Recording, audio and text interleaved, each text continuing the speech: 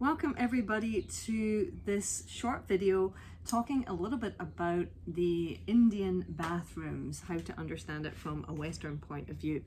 So if you're just joining, this is part of my 28-day Ayurvedic cleanse in Goa, and I'm just sharing what it's like to be inside an ashram, to be living like a yogic person, to be doing yoga meditation, and also give you some kind of insight if you've been thinking about coming to India to do this kind of thing. So the bathroom is pretty basic, but it's clean and it's big.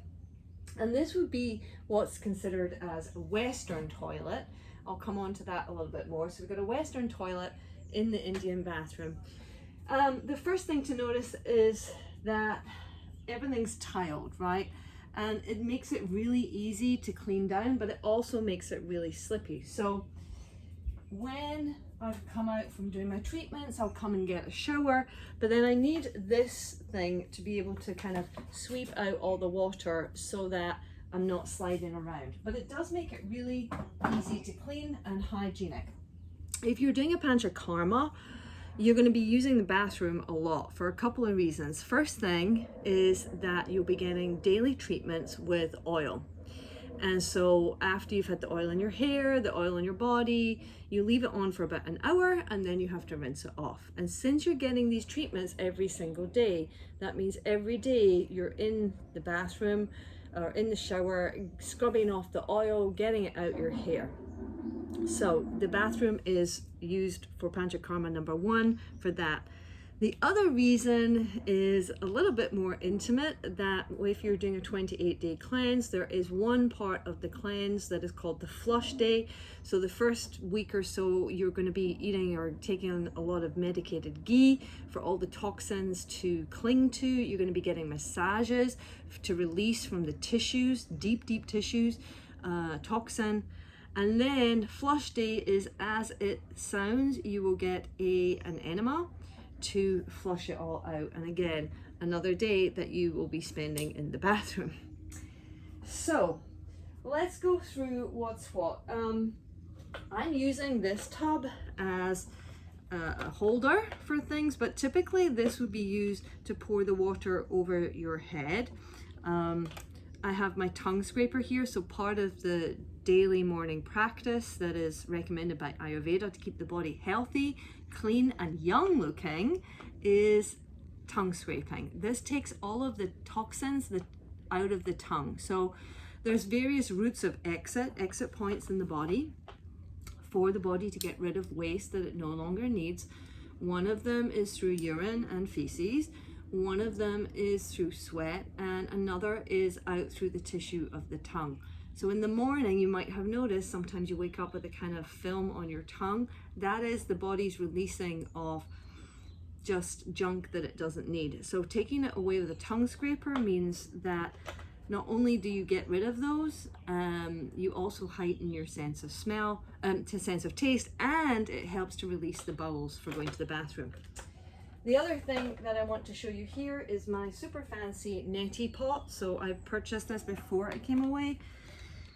Again, another one of the cleansing practices from Ayurveda is to clean the whole nasal cavity, because that's where your life force comes in, right? You breathe in and out your nose. You have 2 nostrils. They regulate the energy flow in your body. You want to have that channel clean, clear, and able to notice the subtleties in the breath. So this neti pot, the way it works is I fill it with water. It can be done with urine if you're really going hard on the whole Ayurvedic Indian thing, but I'm just using the water.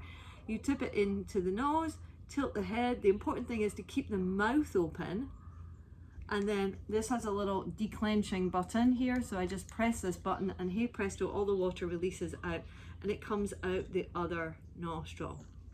Now, you can do this every day if you're super congested, but if you have no problems with congestion or sinuses, then it can be done just when you feel like you want to do a little weekly freshen up. Okay, also good if you're in a place of a lot of pollution to clear out the dust and so on that might be sticking to some of the cilia inside the hairs. Okay, next interesting thing is the waste bin that is massive. This is because no toilet paper ever should go down the toilet. And I know for those in the West, I've taken a retreat to Greece where, you know, it was all New Yorkers and they're like, what? You mean I can't like take the toilet, just flush the toilet paper down the toilet? I've got to have this thing next to me full of like poopy pee tissue. Yes, right. The West is pretty advanced in its plumbing system. The rest of the world, maybe not so much. So you have to respect that, because if you don't, what's going to happen is it's going to back up on you. So it's definitely worth it. And quite frankly, like, you know, there's nothing wrong with keeping it all in here. This gets emptied out every couple of days, every day if I need it to. If you decide that, again, you decide you don't want to be wiping your bum because your bum hole has lots of, you know, its own ecosystem down there, right? Every time we wipe it with tissue, there's fecal matter coming back and forward and so on. You might decide to go a little bit more Indian style and just rinse it off with the hose, right? Instead of using all that toilet paper and having to worry about it, and this just squirts out. I have found this is great. I love this. This is like the bidet system. I grew up, or I was spent a lot of time in France and Italy as a kid in my 20s, and I loved the bidet. It was a great fast way to wash my feet and, you know, parts before going out, just to give yourself a quick refresh. I don't think I've ever had my feet so dirty. I'm going to show you my foot here. This is kind of the general state of my feet because everything's dusty and red, and after, you know, 13 days here, it's all kind of getting into the skin. So my feet are pretty dirty, and there's a lot of herbs in there too. Okay, let's move on. The shower, pretty self-explanatory. I'll give you a quick peek over here so you can see into the corner. Oops. Just an average shower. I have these shelves. I did want to mention a couple of things that I brought with me in terms of, you know, pharmacy things. So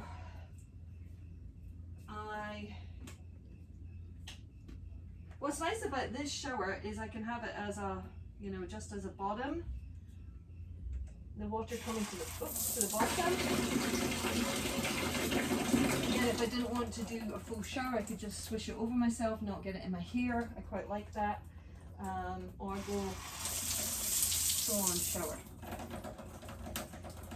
A few things that I have purchased since I have been here that have been pretty helpful.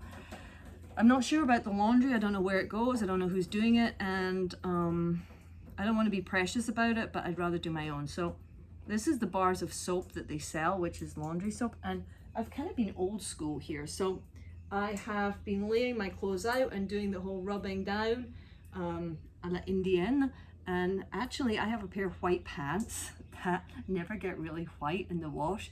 I used this bar of soap. I used it on the floor like old school, scrub. They have never been so white as now. So this, although it looks kind of rustical, it's actually been pretty effective. I have a bar of soap that I was bought before I came, and I just want to give a big shout out to thanks to the person that gave me this.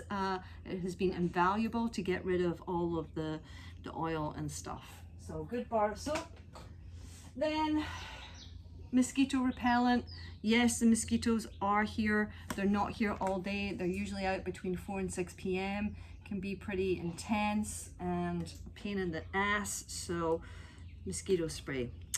And then conditioner and shampoo. I like this brand Himalaya. It is Ayurvedic based, so natural based, and definitely need plenty of shampoo and conditioner to keep the hair, you know. I haven't had the oil treatment today, so this is my hair as it's looking. I think in every other video I've had oil treatment. This is how it's looking now that it's not had the oil in it, but it's feeling pretty healthy.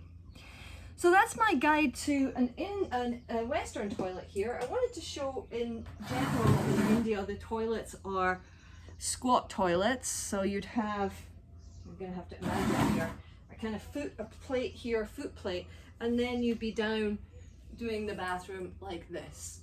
And even though that seems very primitive for us in the West, in actual fact, it's very healthy, because when you're like this, what's happening is the thigh is pressing against the colon and actually helping the poop to come out. So you're not having to squeeze. The whole body position is designed to help. So if you see Indians, they sit around like this all the time. Super healthy for the intestine, super healthy for the colon, and great way to poop. So I actually, if there were an Indian toilet in here, I would probably use it.